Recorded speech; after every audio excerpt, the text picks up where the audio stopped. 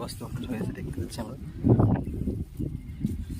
সঞ্জয় দা, তোমার আলু কি তুমি পাচ্ছ মাঠে? আলু পাচ্ছ না? আমাকে আবার না আলু পাচ্ছ তুমি করে? হ্যাঁ। আলুর ফলন কেমন লাগে তোমার? এই যে হচ্ছে ভালোই হচ্ছে।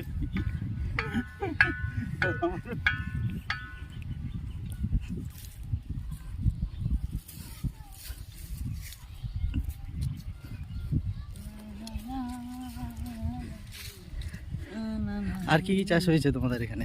হ্যাঁ, আর কি কি চাষ হয়েছে আলুর সাথে সাথে? আলুর চাষ আছে, শশার চাষ আছে, তারপরে বাঁধাকপি, ফুলকপি, কাঁচা লঙ্কা। আচ্ছা, এটা তোমাদের কোন ডিস্ট্রিক্ট? কোথায়? এটা আমাদের পূর্ব বর্ধমান। আচ্ছা, পূর্ব বর্ধমান।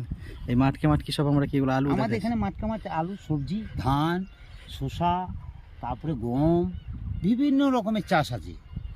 হ্যাঁ, চাষ তো করছি কিন্তু পয়সা পাচ্ছি কোথায় দাদা বলুন?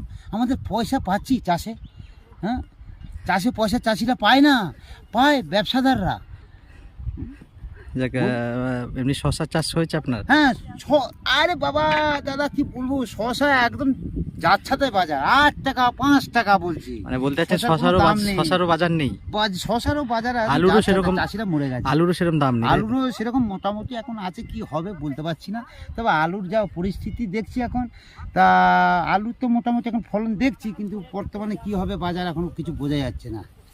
অনেক ধন্যবাদ আমাদের আমাদের দাদা, সে আমাদের একটা ইন্টারভিউ নিলাম আলু সম্বন্ধে। তা আমরা মাঠকে মাঠ এখন আলু দেখতে পাচ্ছি, শশা দেখতে পাচ্ছি, দাম সেরকম নেই। আরও ভিডিও নিয়ে আমরা আসবো।